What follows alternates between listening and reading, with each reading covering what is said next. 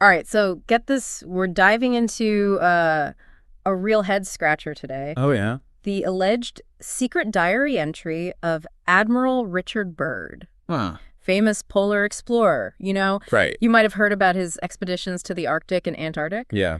But this diary entry supposedly details a 1947 flight that went way beyond charting icy territories. Yeah. We're talking a journey to the center of the Earth. Seriously? Encounters with a hidden civilization. Oh, wow. And warnings about the fate of humanity. That's a lot to unpack. It is a lot. Yeah. And to add another layer, Uh-huh. our depth dive today is based on excerpts from a Greek article Interesting. that analyzes Byrd's diary entry Okay. and presents a pretty unique interpretation of the whole thing. Okay, so the author of this article had some thoughts. Yeah, the author doesn't affect Okay. calling parts of the diary entry straight up lies Really? and suggesting a connection to some pretty dark historical events. Ooh, getting juicy. But before we get into all that, let's set the scene. Okay, yeah, good idea. For those unfamiliar with Admiral Byrd, he was a real historical figure. Right. A decorated naval officer who led multiple expeditions to the polar regions Okay. in the early to mid-20th century. So a real explorer. Yeah, he's credited with significant discoveries and advancements in polar exploration. Okay.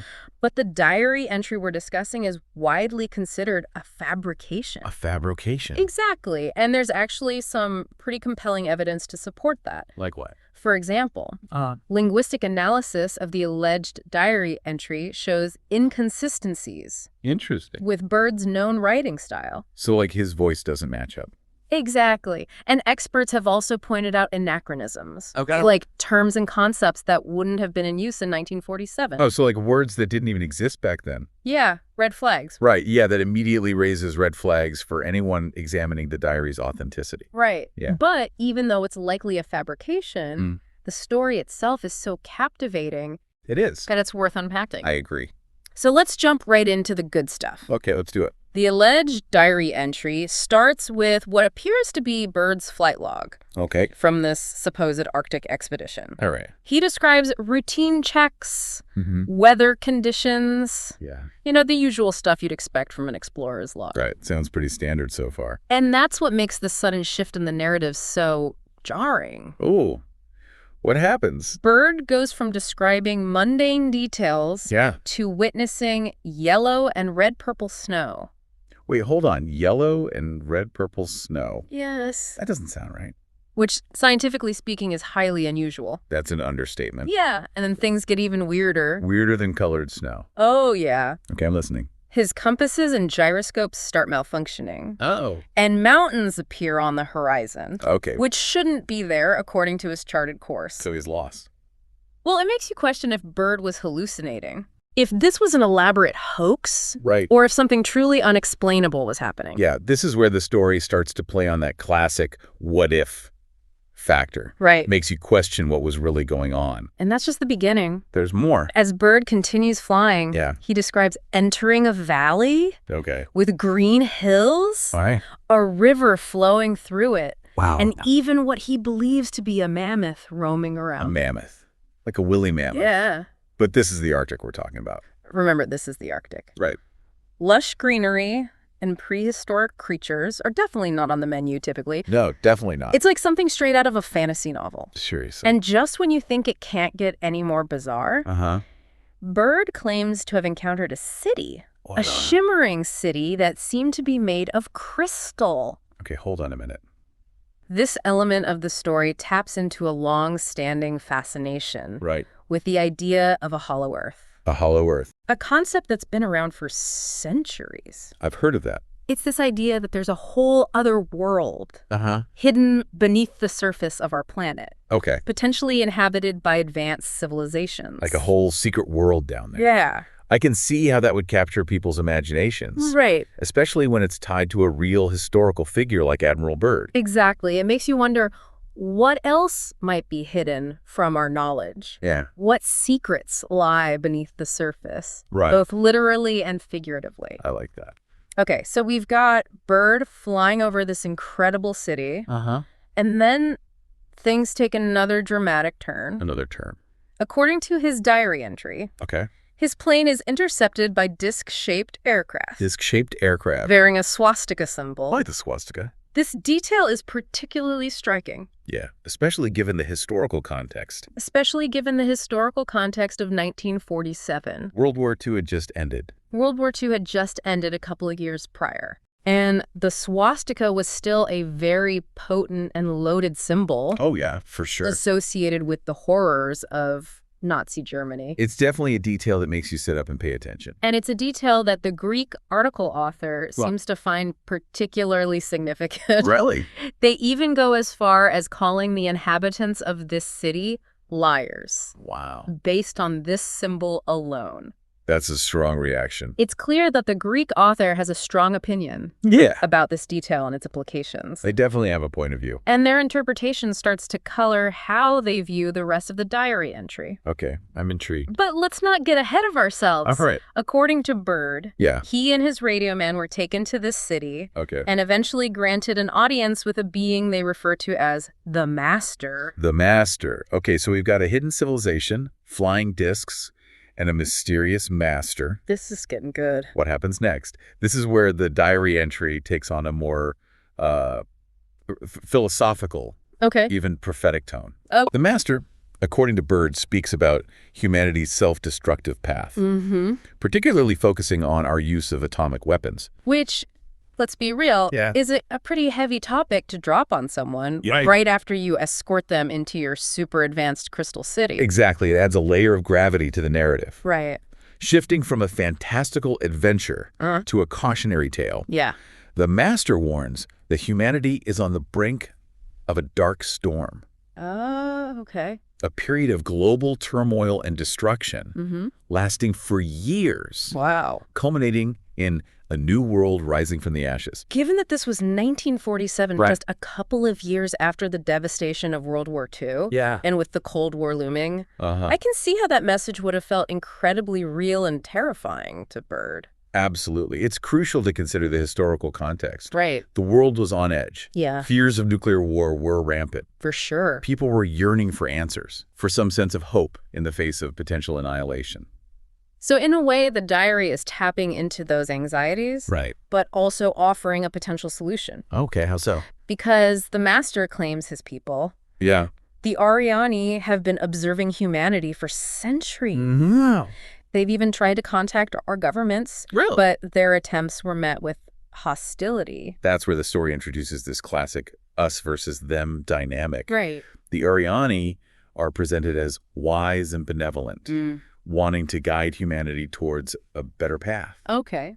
But they're met with suspicion and fear. It kind of echoes those real-world anxieties about potential extraterrestrial contact. Oh, yeah, for sure. The fear of the unknown, the assumption that a more advanced civilization would automatically be hostile. It definitely plays into those themes. Yeah. But remember, this is where the Greek article author throws a major wrench into the works. Right. They basically call BS on this whole benevolent Ariani thing. Yeah, they don't buy it. Let's dive into their take on this. Okay. What do they say about the Ariani and their motives? The Greek author doesn't mince words. Okay. They flat out call the Ariani liars. Wow. And suggests that their interest in humanity isn't as altruistic as it seems. Okay. They point to the swastika symbol on the flying discs as evidence of a darker connection. Right. Hinting at possible links to the occult. Okay. And believe it or not, Nazi Germany. Wait, what Nazis? Yeah. How do they even tie into this? The author points out that some high-ranking Nazis, including Hitler himself, were known to dabble in esoteric beliefs. Right. And were obsessed with the occult. There were even some fringe theories about secret Nazi bases in Antarctica. Oh, wow. And their pursuit of advanced technologies. So the author is implying that the Ariani might actually be aligned with or even controlled by some remnant of the Nazi regime? That's their theory. That's a pretty wild theory. It is. And it's important to note that mainstream historians generally dismiss these claims about Nazi involvement in the occult and secret societies. But this interpretation taps into a whole other layer of anxiety. You mean the whole conspiracy theory realm? Exactly. Secret societies, hidden agendas, that kind of thing. It feeds into that distrust of authority Right. The belief that things are not as they seem. Yeah. And that powerful forces are working behind the scenes to manipulate events. And this plays into how the Greek author interprets the Ariani's message about a new world rising from the ashes. Right. Precisely. Instead of seeing it as a message of hope and renewal, they view it through a much darker lens. Oh, hey. They suggest this new world might not be so great for humanity. Wow. They even tie it to this idea of a reptilian dynasty controlling things from the shadows. Okay, now I'm really intrigued. Reptilian dynasty. What is that all about? The reptilian motif is a common trope in conspiracy theories. Right.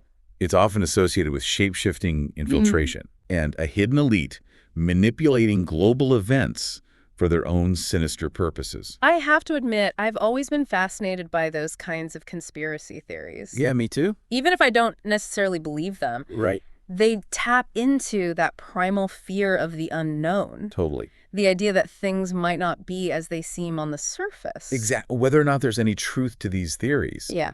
They reflect a deep-seated anxiety about hidden power structures and the potential for deception and control. It's like the diary itself is a kind of Rorschach test, right? That's a good way to put it. People can project their own beliefs and anxieties onto it, leading to wildly different interpretations. And it's part of what makes this whole story so compelling. Right. It forces us to confront our own assumptions about the world and grapple with complex questions about truth, belief, and the unknown. So we've got Byrd claiming to have met this advanced civilization, warning of global turmoil. But then we have the Greek author suggesting a darker, more sinister interpretation. Yeah, two very different perspectives. Where do we go from here? Well, let's step back for a moment. Okay. And look at the bigger picture. Yeah. This idea of a hollow earth, whether inhabited by benevolent beings or sinister reptilian overlords, it didn't just appear out of thin air. Right. It has deep roots in human history and culture. That's what I find so fascinating about this whole story. You've got this alleged diary entry, likely a fabrication. Right. But it's built upon this foundation of myths, legends, and even early scientific theories about what lies beneath the surface of our world. Exactly. For centuries, across different cultures, we find these recurring stories about underworld realms, subterranean cities, and mysterious beings dwelling beneath our feet. It makes you wonder if those stories were purely symbolic, or if they were inspired by something real, some ancient knowledge that's been lost or distorted over time. It's a question that has intrigued scholars and enthusiasts for generations. Totally. And even in the realm of science, the idea of a hollow earth wasn't always dismissed outright. Really? Remember Edmund Halley?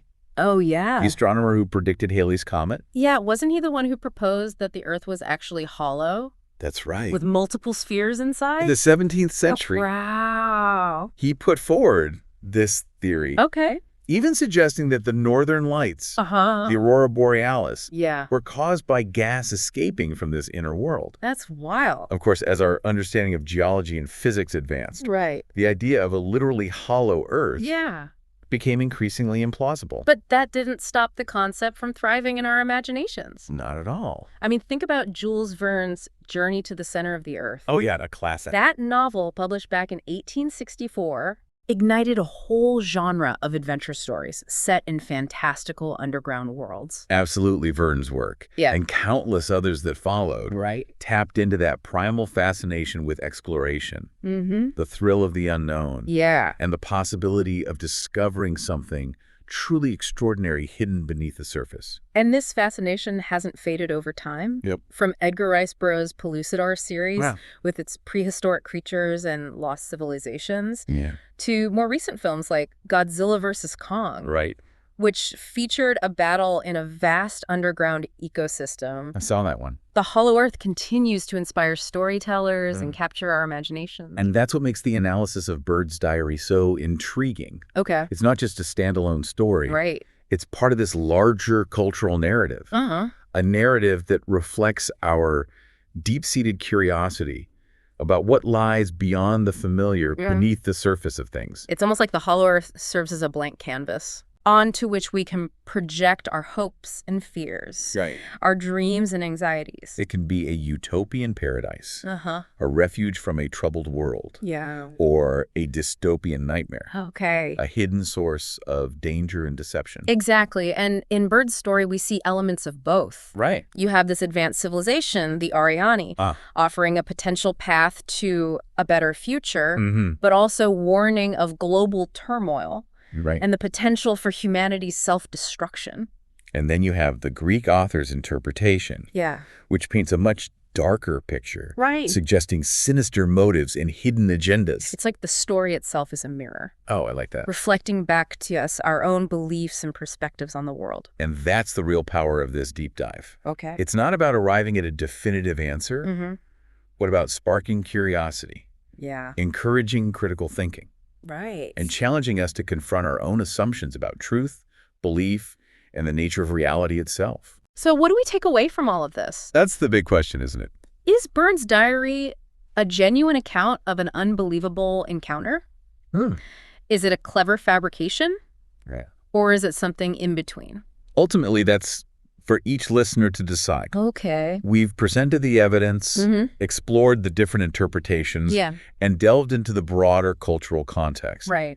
Now it's up to you to weigh the information. To form your own conclusions. And perhaps even more importantly, to continue exploring. To keep asking questions. Absolutely. And to never stop being curious about the world around us. That's the spirit after all. The most fascinating discoveries often lie hidden in plain sight, waiting to be uncovered by those who dare to look beyond the surface. This has been quite a journey. It has. Thanks for joining us on this deep dive into the mystery of Admiral Byrd's alleged secret diary.